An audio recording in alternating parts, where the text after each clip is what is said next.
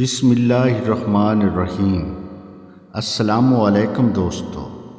قرآن پاک کی سورہ نساء آیت نمبر 19 میں ارشاد باری تعالیٰ ہے، ہو سکتا ہے تمہیں کوئی چیز سخت ناپسند ہو لیکن اللہ تعالیٰ اس میں بہت بڑی بھلائی رکھتی ہو۔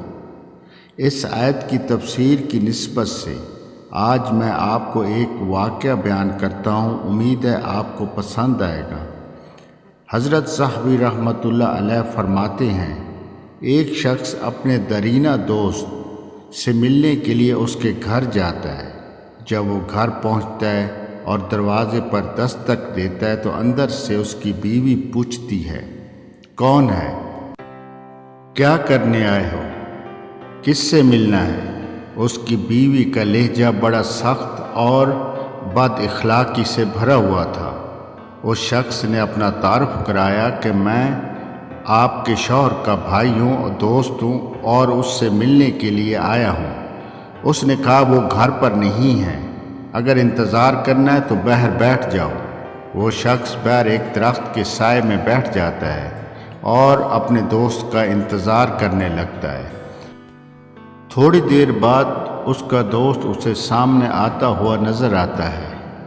اس دوست کے ساتھ ایک شیر چل رہا ہوتا ہے اور اس شیر پر اس نے لکڑیوں کا بہت بڑا گٹھا رکھا ہوا ہوتا ہے۔ شیر لکڑیوں کا گٹھا اٹھائے اس کے ساتھ چلتا ہوا اس کے پاس آ جاتا ہے۔ جب وہ شخص دیکھتا ہے کہ اس کا دوست اس سے ملنے آیا ہے تو وہ بڑا ہی خوش ہوتا ہے، گرم جوشی سے اسے بغل گیر ہوتا ہے اور اسے سیدھا اپنے گھر لے آتا ہے۔ جب وہ دونوں گھر میں داخل ہوتے ہیں تو اس کی بیوی کے تیور اور بھی سخت ہو جاتے ہیں۔ وہ بڑی بد اخلاقی سے پیش آتی ہے اور وہ ایک دوسری سائڈ پر چلی جاتی ہے۔ وہ شخص اسے بٹھاتا ہے، اس کو پانی اور کھانا وغیرہ دیتا ہے۔ جب وہ کھانے سے فارغ ہوتا ہے تو وہ اپنے حال احوال اس سے بیان کرتا ہے۔ خیر، ایک دن رہنے کے بعد وہ دوست اس سے مل کر واپس آ جاتا ہے۔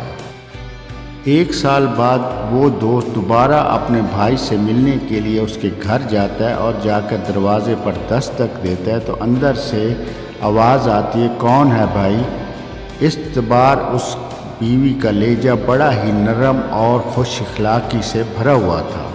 وہ شخص کہتا ہے کہ میں آپ کے شوہر کا بھائی ہوں اور ملنے کے لیے آیا ہوں۔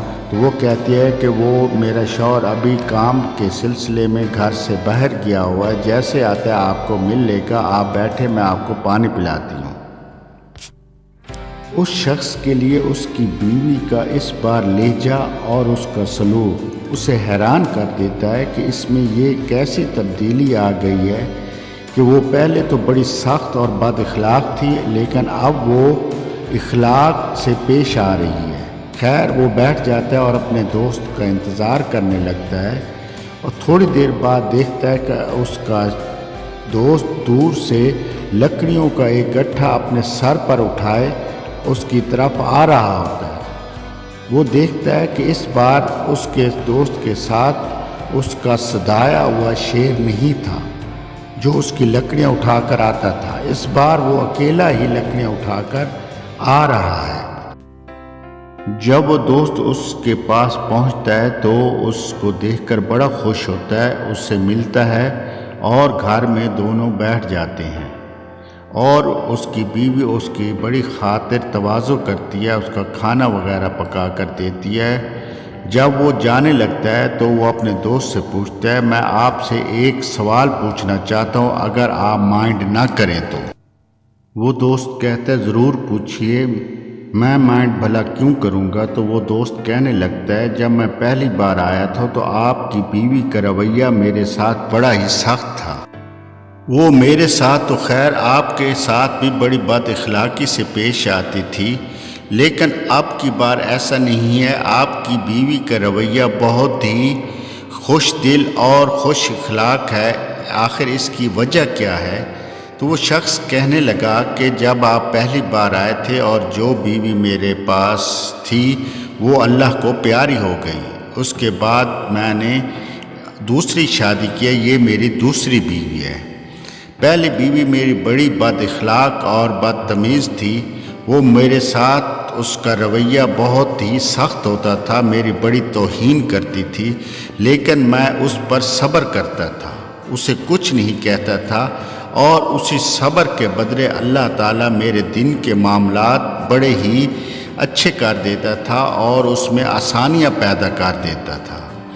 اللہ تبارک تعالیٰ نے میرے اس صبر کرنے کی وجہ سے اس شیر کو میرے تابع کیا ہوا تھا اور وہ میرے ہر کام کر دیتا تھا، لیکن جب سے یہ میری بیوی آئی ہے جو بڑی فرما بردار اور خوش اخلاق ہے، وہ میرا ہر طرح کا خیال رکھتی ہے، لیکن میرا ایک فائدہ نہیں ہوا کہ وہ جو شیر اللہ تعالیٰ نے میرے تابع کیا ہوا تھا اور دوسرے جو میرے معاملات میں آسانیاں پیدا کرتا، اللہ تعالیٰ نے وہ آسانیاں واپس لے لی، کیونکہ وہ آسانیاں مجھے اللہ تعالیٰ نے اس صبر کرنے کی وجہ سے عطا کی ہوئی تھی۔